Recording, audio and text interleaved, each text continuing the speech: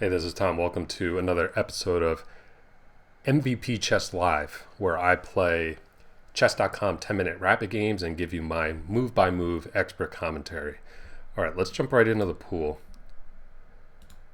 While I'm waiting, don't forget to like, comment, share, and subscribe. Really appreciate your support. All right, we got Black versus Ivan Lichich. Sorry, I'm sure I horribly mispronounced your name, but good luck to you. All right, we got a Queen's Gambit declined on the board. I like to play this move, Bishop e7.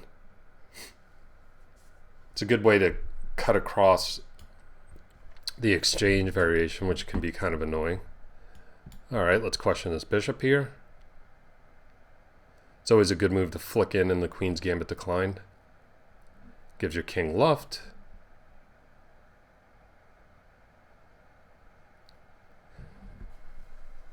So, where is he going to go with this dark squared bishop?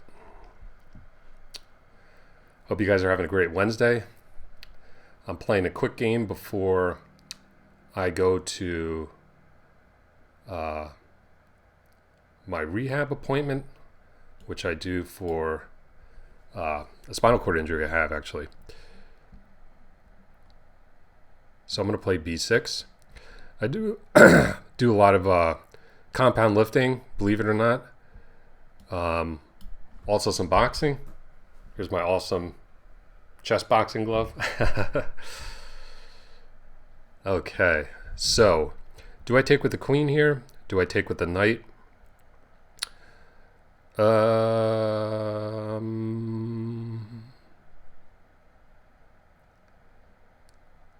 Let's take with the queen. If e4, okay, he takes. So I maintain some decent central control. I'm going to look to play c5. And, you know, I'm going to, as is often the case when you play the black side of the Queen's Gambit decline, I'm going to have a hanging pawn structure here. Okay, so one thing I can play here, which looks pretty attractive, is the move bishop a6. I think this is okay to play. Just trying to trade off this really potentially dangerous light squared bishop. And then what I'm going to do here is I'm going to play c4. I'm going to try to advance slowly but surely advance this pawn majority. That's my basic plan. So, where do I go with this knight? Where do I go with this knight? I'm going to throw it into d7. Maybe look for f6. Okay, let's support our pawns on the side of the board. If he takes, which way do I recapture? Not sure. All right, but now I can get the knight into e4, which would come with gain of tempo against the queen. He jumps in, but okay. Looks like knight e4 is a good move. And let's see where he goes. Maybe I can potentially look to push on. Okay, he comes in to pressure this pawn. Pretty good looking move. Where do I go with the queen? Do I come back to b7 to defend here? Do I just play a6?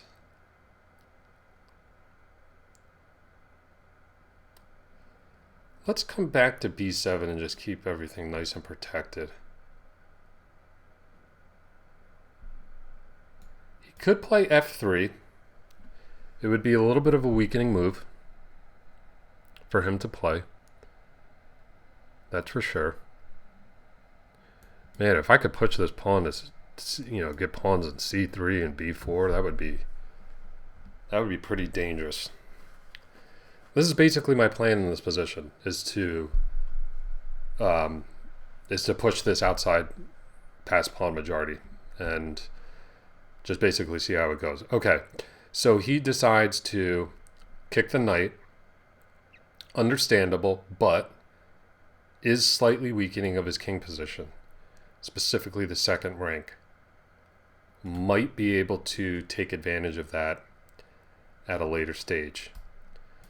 Could also think about rewriting the knight into f5 to pressure this pawn. Could be a potential plan. This queen on a5 is annoying. I'd like to get rid of this queen if I can. The other thing that f3 did, besides weaken the second rank, is weaken this pawn. So, you know, maybe I look to play a move like rook fe8 and then throw a knight into f5 or something like that. Pretty balanced game though. You know, I think white's got a good position, but I'm super solid too. All right, let's just make a developing move here. Let's just bring the rook in to e8. It's difficult for him to play e4. That's the other nice thing about queen b7. You know, I've got this square locked down 3 times. That's the key pawn advance that white is trying to achieve in this position, e4. And I always got to ask myself what I'm doing about the tension here if he takes. Could just consider taking, like with the knight, and have an exchange and just try to play against slightly weakened king. Okay, so with that move, the b pawn is hanging, but I don't think it's a pawn that I should be trying to take right now, because I don't want to allow his rook into the game. All right, let's say we come to c8 in this position. Just get our last rook into the game, onto the c file. Seems, with all this tension here, he's got his rook on the c file. Seems like a good idea to get some control here. Okay, and then he pressures the knight. I was thinking in this position of playing knight f5. Playing knight f5. The other thing I can consider here is the move queen c7, with the idea of defending the knight and trying to push a5. That looks potentially pretty good, actually. All right, I'm hesitant to bring my rook onto the c file where his rook is, but let's give it a shot. Again, I'm trying to push this majority if I can. See how he responds. Okay, and he drops the knight back, taking advantage of this pin. But let's just go ahead and push here. Let's just go ahead and push here and push the queen back. Queen can't drop in because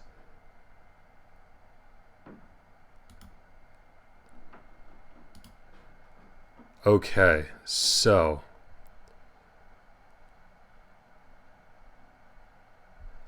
I'm just looking like, can I capture on d3? Is it possible to play d3 and then push d2? d3, queen takes d2. Is that possible? d3, queen takes c7, d2.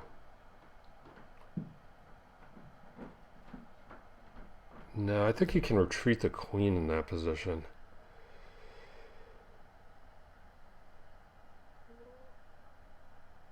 One thing I can do is just kind of break this pin. I'm not sure the best way to do it though. Is it queen a7? Is it queen b6?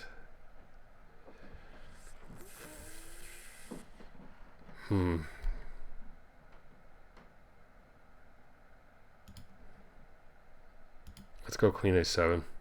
Just to keep this a5 pawn defended. See where he goes with the knight. Tense position.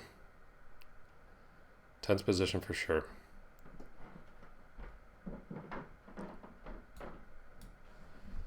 But I'm still looking towards this potential move, knight f5. Let's go for it. It just seems like a really annoying move. Like, I want to see if I can provoke the move g4. And notice if he kicks the knight here, I have the nice move knight takes e4, undermining the defense of this knight, and then I capture. So this is also trying to provoke a potential advance e4. I can also look to maybe play... Okay, so he decides to push here, giving me a protected pass pawn.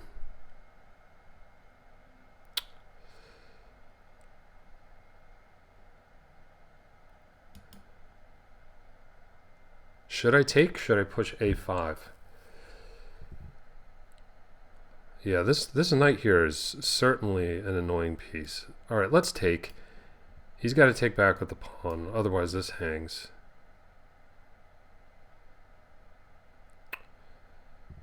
Can I bring my queen into a2? If rook a1,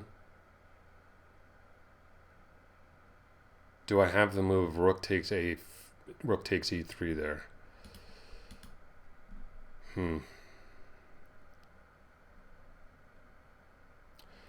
Other thing I can look to do here is just to bring a rook to the file and look to challenge.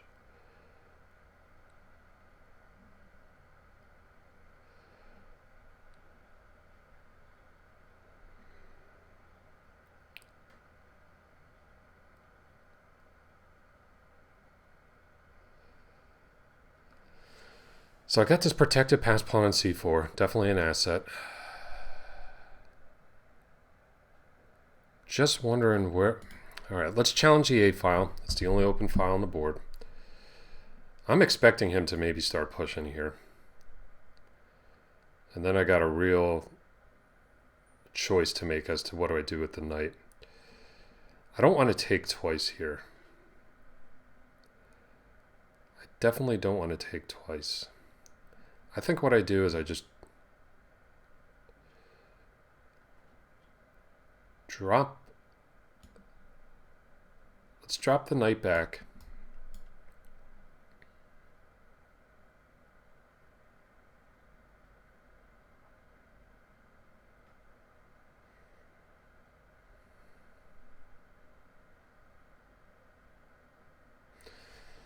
I'm wondering if I'm gonna, okay. I was just wondering if I had problems with, on the E file, actually, if he had brought a rook to A1. All right, so now I definitely want to try to invade if I can. So let's play this move. Just trying to get control of the A file if I can.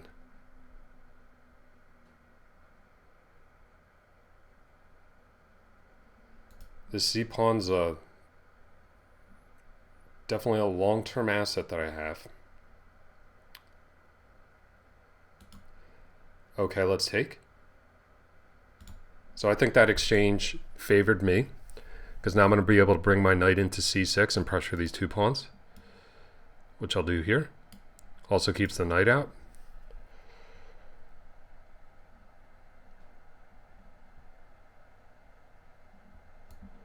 And I can look to just try to increase control over this file. You know, he's got an active knight. He's got a knight that can come into d6. He's got a knight that can come into c5. But what is it attacking there? You know, you need targets. Okay, so he decides to bring Bring the knight in here. That makes some sense. I'm just looking at playing the move rook EB8 to defend this b5 pawn. And then just asking him what he's going to do about these loose pawns on d4 and b4. Okay, he pushes. But the thing about that is,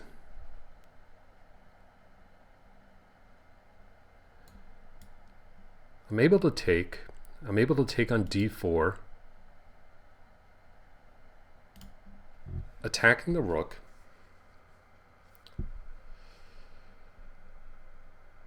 And then I potentially get a really strong attack on this file. And I think he's in a bit of trouble here because he can't step the king back because of this fork. So where does he go with his king? Okay, he drops it there.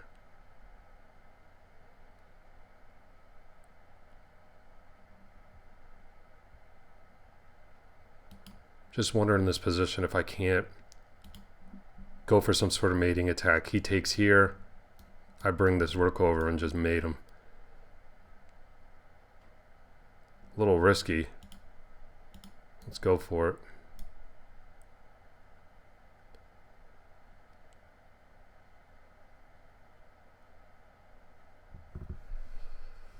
A little risky, but let's go for it. You know, if he defends this way, then I just take control over the second rank. And I think he might be in a mating net here.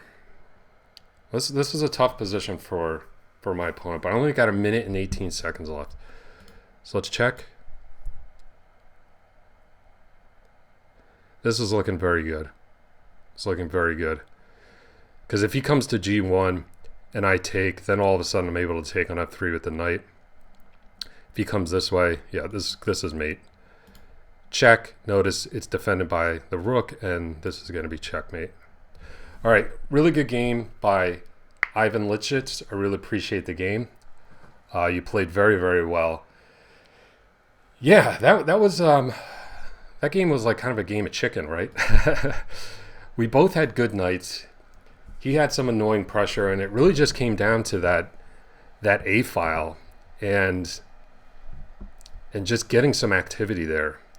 So let's review it real quick. We've got the Queen's Gambit declined. A really, really great opening with black. If you're looking for a response to d4, play d5. And after c4, play e6. It's just a bulletproof opening. And then I like this move, bishop e7. Because if you come to knight f6 first, then you can get like these kind of mainline Queen's Gambit declined exchange variations, which are pretty annoying for black. So this is just kind of a high-class waiting move, and then we play here. So there are some lines where white doesn't want the knight on f3 in the Queen's Gambit declined. Sometimes the pawn comes to e2. The pawn comes to e3, the knight comes to e2, and you play for f3, e4. So it's just some move order trickery. Don't worry about it. if you're just starting out. Okay, we castle. He plays here. I'm preparing to fiend cut on my bishop. He takes. I take with the knight. And yeah, I could have maybe considered taking with the knight here and following up with c5, just so that I don't get a potentially weak central pawn structure, which he takes. But you know, I have a lot of experience with this hanging pawn structure, and I've just seen a lot of games by Capablanca where he gets this structure. He played the Queen's Gambit decline all the time. Pretty much everybody did when he was active. But I've seen these games where he just gets really annoying pressure with this queenside pawn majority. He was a real expert in this structure, and a lot of times he played c4. So I took the opportunity here to trade off white's best minor piece in the Queen's Gambit with bishop a6. I was expecting him to take here just to displace my knight a bit, but I think keeping the tension makes some sense. But, you know, he did waste a tempo with the queen. You know, ideally the queen would be able to take on d3 in one move. So, and then I play c4. So I got this, you know, pretty straightforward plan of just pushing these queenside pawns. And white's main idea in this position is to play the pawn break e4. So notice with the knight on f3, like I was saying before, it's a little bit harder to achieve. You know, white's going to have to move this knight somewhere, maybe into the active e5 square, and then play f3, maybe to get e4 in. But that's white's key idea for sure. Let's see, he went queen c3, and I developed the knight, just trying to keep the knight at e5. And then he jumped the knight into e5. I'm wondering here if that was a mistake, bringing the knight into f6. I think it probably was. I want to keep this knight at bay. Maybe I play a move like, what's a super tidy move? Like queen, maybe queen d6. Just stepping off this e-file. Keep everything nice and defended. Maybe threaten to advance. I suppose here I could have just pushed b4. Huh. That is annoying. I think that was a missed opportunity by me. And then after the queen steps back, maybe I just go c3 and have a really restricting connected pass pawn. Protected pass pawn, I should say. I think that would have been better. But I went knight f6, which enabled knight e5, and then all of a sudden he started getting some counterplay here on the dark squares, right? I come in with e4, but that just kind of brings, you know, the knight on e4 is not doing much. He was able to kick it with f3, which is part of his plan anyway, f3, e4. And I kind of just forced the queen into a better, more active square. Yeah, so I don't like how I handled this middle game. I definitely should have kept more control over e5 and maybe look to play the move b4 c3 just to really tie white down to the defense of this pass pawn, and then maybe I can launch like an attack on the king side or something. All right, knight e5, queen comes in, I come over to defend, and notice my knight gets kicked back. It just kind of accelerates white's plan of f3 e4. That was definitely a mistake by me. You know, I just threw the knight in to e4 because it was a nice central square and it hit the queen, but it didn't do much for my position. I think it really only helped white become more active. So I gotta avoid artificially enticing moves like that in the future. We both improve our rooks. My knight was attacked, so I defended. Okay. And then I finally get to start advancing here. I was looking like in this position, is there a way for me to take this knight and then go with this fork? Notice if we have this position, this would be winning for me. Okay, that's what I was calculating in my head, but I don't think after d2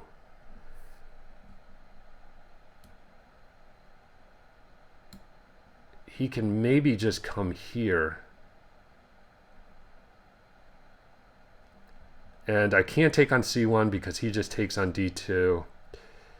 And probably my best here is something like this. I don't know.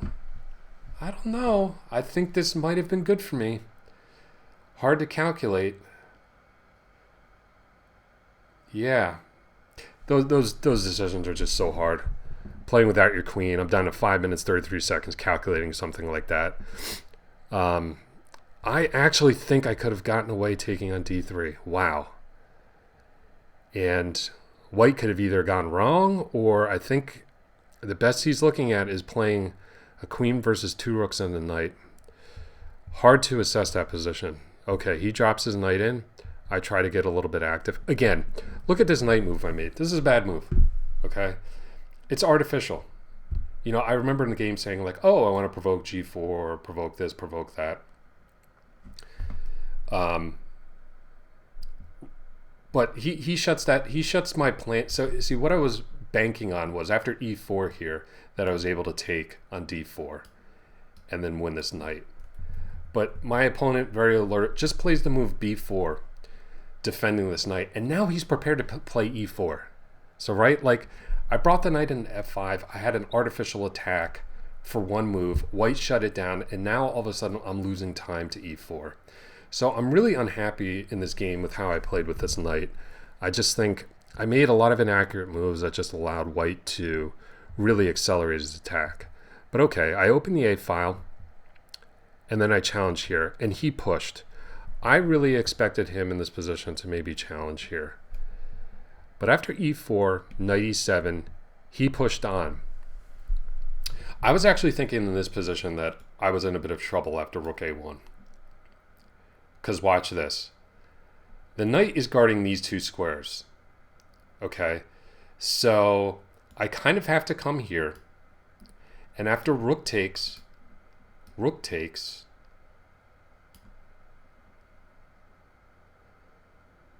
I was thinking he could capture here, but it looks like I'm okay. Or maybe he, oh, I know. Could he come here? No, actually, this looks okay for me. This actually looks okay for me. You know, bear with me. I'm not working with the engine here. You know, I'm trying to learn actively, which is what I'm encouraging you guys to do. So sometimes it's hard to see these variations until you just put them on the board and you're looking at them concretely. So actually, I think I'm okay. I don't know if I agree with this move e5. If I'm White, I'm just holding the tension and challenging on the a file. But okay. And then I get active. Again, I think he should challenge me on the a file. This move knight b7 doesn't really do too much because then I'm able to take favorably and attack these two weaknesses.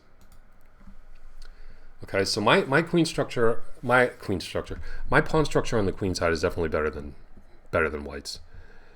And he took. I just simply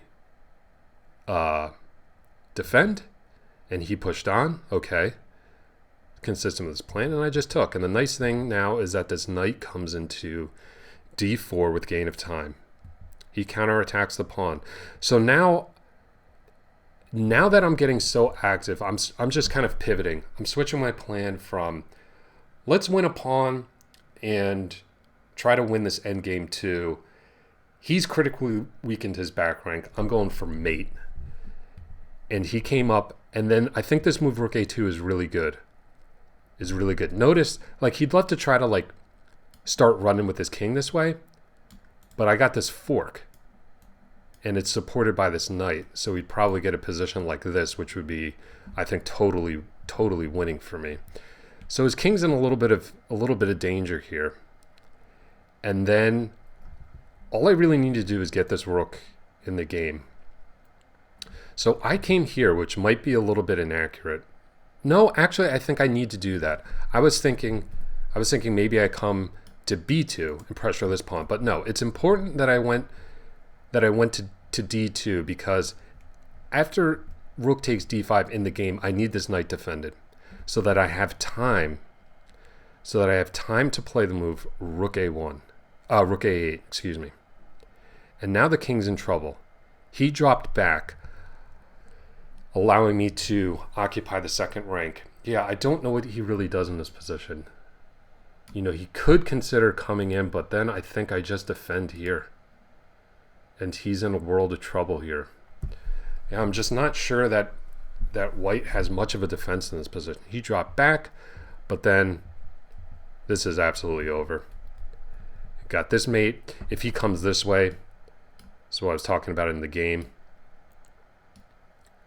You know, we're probably looking at a checkmate here in short order. You know, if the king steps to the side, then the knight can come in, and this would be checkmate. So I don't really think there's much for White to do. So yeah, this was an instructive game, and I think a pretty model game for the Queen's Gambit declined. Super solid opening.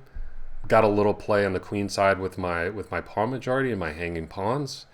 And the key thing here is that I remained patient and I played for little advantages. And then when my opponent got a little bit impatient and started pushing e5, e6 and weakened his back rank, then I pounced on him. So you can see that a lot in the Queen's Gambit Decline. Capablanca did that a lot. So I hope this was an instructive game for you. And do give the Queen's Gambit Decline a try if you haven't. It's a really great opening. I've played it for a long time with a lot of success. So don't forget to like, comment, share, and subscribe. And if you want to elevate your game with private chess lessons, don't forget, check out my website, mvpchess.com. You can also get there by scanning the QR code below right there. So thanks so much. I'll see you next time.